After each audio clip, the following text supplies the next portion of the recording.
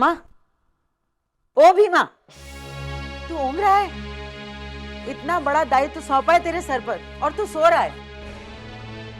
काकी ऐसे ही तनिक हमारी आंख लग गई थी। भीमा, आजकल चौकन्ना रहना पड़ता है।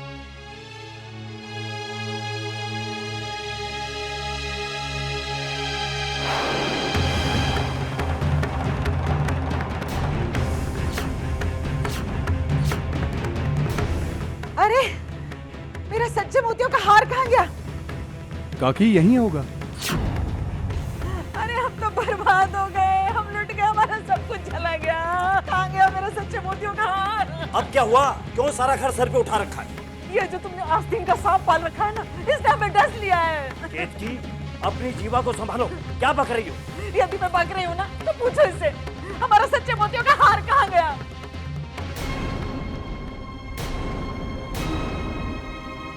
भीमा, हरिया काका यहीं कहीं होगा, और यहाँ पर तो सारी रात कोई आए भी नहीं। अरे मुझे तो शुरू से ही इसकी आंखों में खोट दिखता था, खोट, लेकिन मेरी सुनता कौन है?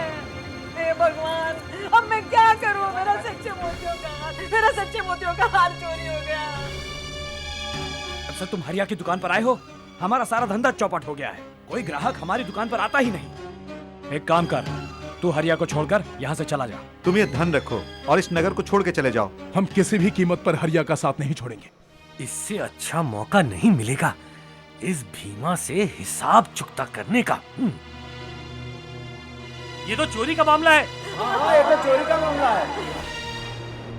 फिर तो कोतवाल को खबर देनी पड़ेगी। अरे नहीं भाई, रुक जाओ। भीमा चोरी नहीं कर सकता। ध्यान से देखो, यहीं कहीं पड़ा होगा। अरे हम तो लुट गए, बर्बाद हो गए, मैं क्या करूंगी? कहाँ से लाऊंगी मैं अपने सच्चे मोतियों का हार?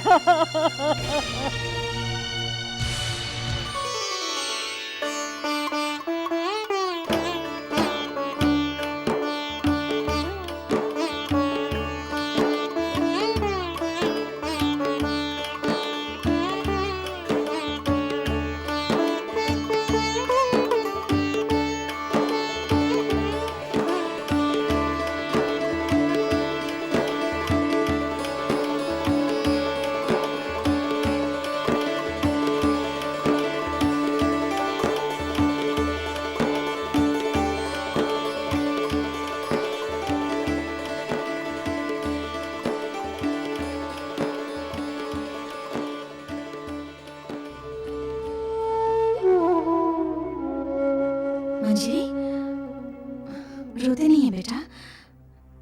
अब हम आ गए ना, सब ठीक हो जाएगा।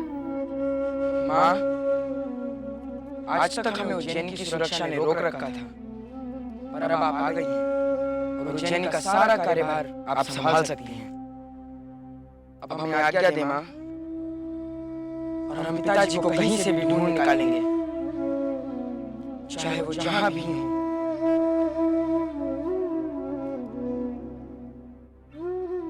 आदित्य, अगर तुम पहले हमसे ये बात कहते तो हम अवश्य तुम्हें आज्ञा देते, किंतु अब तुम युवराज हो, अब हम तुम्हें कहीं नहीं भेज सकते। तुम चिंता मत करो। हमने शनिदेव की ऐसी महिमा देखी है कि हमारा विश्वास उन पर और अटूट हो गया है। उन्होंने ही हमारी जान बचाई और हमें दर्शन भी दिए। उनकी आंखों से कुछ नहीं छिपाया। हमें पूरा विश्वास है कि तुम्हारे पिताजी को उज्जैनी से बाहर ले जाने में उन्हीं की माया है, और वही तुम्हारे पिताजी को सुरक्षित उज्जैनी वापस लेकर आएंगे। अब तुम युवराज हो बेटा। उज्जैनी के सिंहासन की मर्यादा की रक्षा करना ही तुम्हारा धर्म है।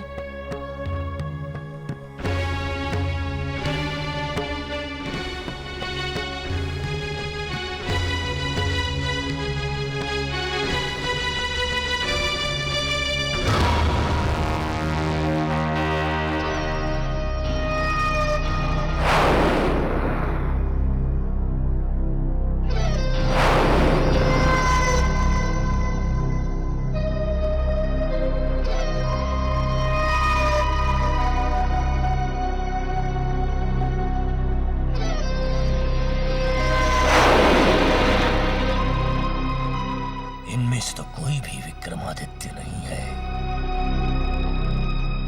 ले जाओ। ऐसा कैसे हो सकता है? विक्रम बार बार हमारे हाथों से कैसे बच सकता है? महाराज, क्या ऐसा नहीं हो सकता कि विक्रमादित्य हमारे प्रदेश में ही ना हो? सेनापति, विक्रमादित्य को हमने स्वयं अपने नेत्रों से देखा है। बदले की आग और गुस्सा मनुष्य के हृदय में भ्रम पैदा कर देती है। क्या ऐसा नहीं हो सकता कि आप ये दुश्मनी भूल जाएं? सेनापति, इस पगड़ी की जगह पर तुम्हारा शीश भी हो सकता था। अगली बार ऐसा कुछ भी बोलने से पहले इतना अवश्य सोच लेना। विक्रम, तू जहां कहीं भी है, इतना ध्यान रखना कि तेरी मृत्यु चंद्रसेन के हाथों से लिखी है। मैं तुझे जीवित नहीं छोड़ूंगा, नहीं छोड़ूंगा जीवित।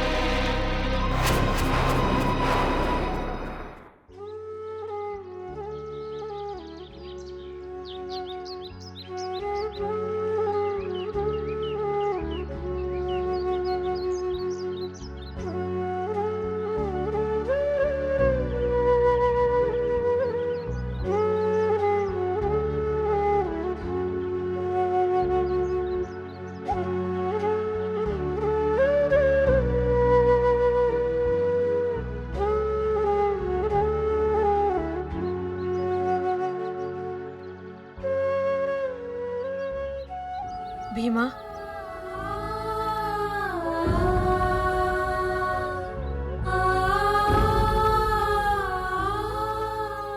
भीमा, ये चक्कर क्या है?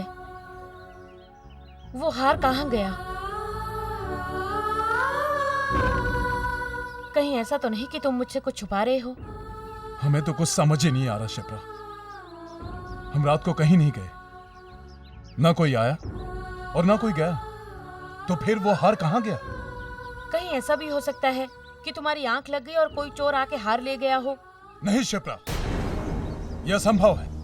हम पूरी रात जग रहे थे और एक पल के लिए भी कहीं नहीं गए। कहीं ऐसा तो नहीं कि तुम्हें भी लग रहा हो कि वो हार हमने चोरी कर लिया? भीमा, हम ऐसा सोच भी नहीं सकते। हम तुम्हें जानते हैं। अगर भगवान भी आकर हमें कहेगा कि तुमने हार चुराया है, फिर भी हम नहीं मानेंगे। आलोलिका, तुम यहाँ? क्यों भीमा? कल रात को तुम ही थे ना बहरे पर, फिर हार कहाँ गायब हो गया?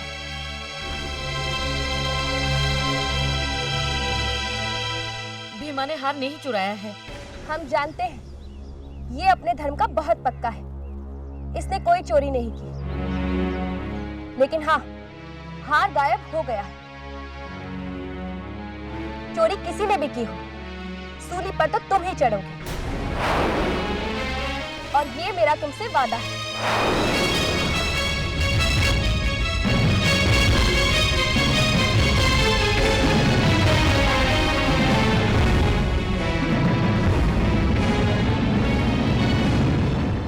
अब तुम्हारे साढ़े साथी का वो चक्र शुरू होता है जिसमें मनुष्य को कठिन से कठिन मुसीबतों का सामना करना पड़ता है।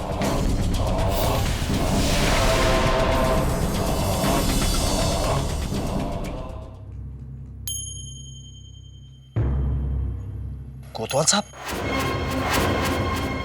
चोरी की सूचना तुम्ही ने भिजवाई थी। क्या चोरी हुआ है? कहाँ है वो चोर? कोतवाल साहब, आप बैठिए तो सही। हम यहाँ बैठने नहीं, चोर को हिरासत में लेने आए हैं। लगता है वो चोर हमारे इलाके में चोरी करने का दंड भी जानता नहीं है। नहीं मालिक, यहाँ कोई चोर नहीं है। असल में हमारे घर में ना समझी की वजह से। आपस की ना समझी? फिर हमें यहाँ क्यों बुलाया? हमें परेशान करने का दंड जानते हो? अरे कोतवाल साहब, कोतवाल साहब, हम लुट गए, हम बर्बाद हो गए।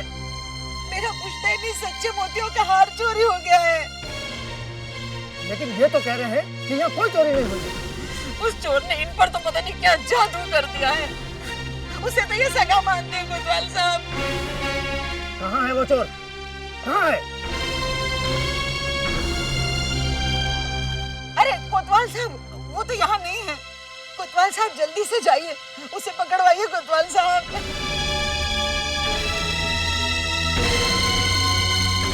अरे भाग्यवान, परेशान मत हो, मिल जाएगा हार।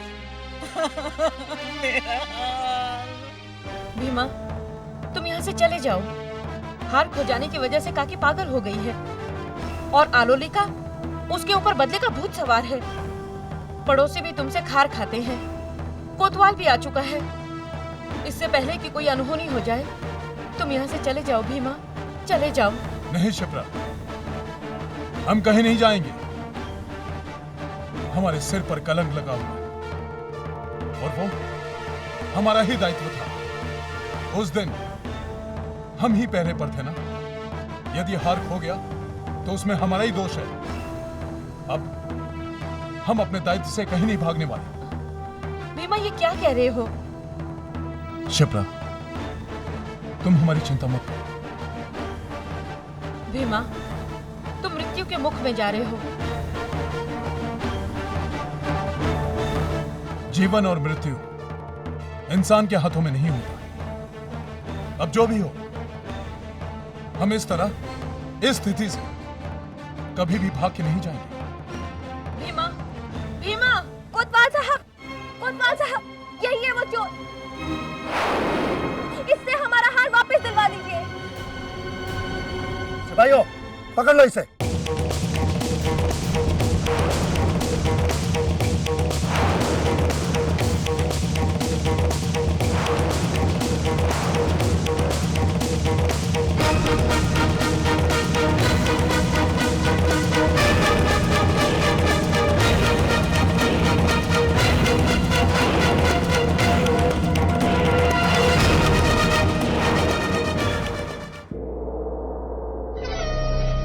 कौन है ये व्यक्ति? महाराज, इस पर अपने भाई की हत्या का आरोप है। नहीं महाराज, ये झूठ है। मैंने अपने भाई की हत्या नहीं की, वो एक दुर्घटना थी।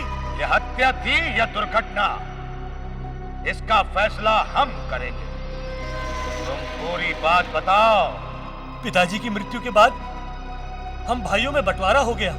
मेरे हिस्से की जमीन पर एक तालाब आया। मैं उस तालाब की मछलियां बेचकर अपना घर चलाता हूँ। मेरा भाई भी चोरी चुपके उस तालाब की मछलियां पकड़ता था। मैंने उसे कई बार मना किया, लेकिन वो नहीं माना। इस बात पर हम दोनों में झगड़ा हुआ। मैं उसे तालाब पर ही छोड़कर चला आया। बाद में उसका पैर फिसला और वो पानी में ही डूबकर मर गया। वो तालाब तो तुम्हारा ही था ना?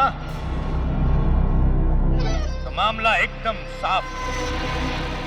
इस व्यक्ति को इसी क्षण, इसी समय उस तालाब में फेंक दो और तब तक डुबाते रहो जब तक ये मृत्यु को प्राप्त ना हो जाए। जी महाराज। नहीं महाराज, ऐसा मत कीजिए। ले जाओ। नहीं महाराज, नहीं महाराज, ऐसा अनर्थ मत कीजिए महाराज। और कोई मामला? जी महाराज, एक व्यक्ति पर चोरी का आरोप है। पेश करो। जी महाराज।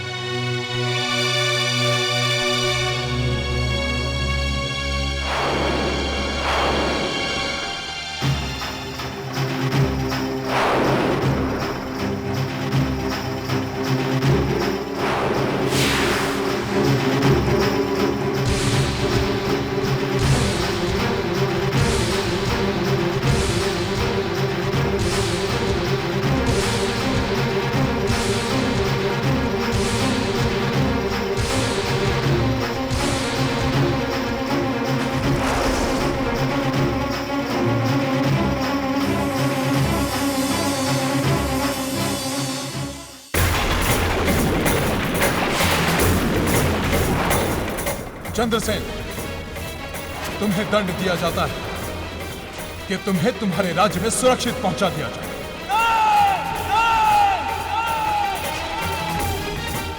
विक्रमादित्य, मेरे साथ ऐसा दुर्व्यवहार मत करो। चाहो तो तुम मुझे सूली पर चढ़ा दो, चाहो तो मुझे कारागार में डाल दो, किंतु इस प्रकार मुझे मेरी प्रजा के सम्मुख मेरे राज्य में मत भेजो।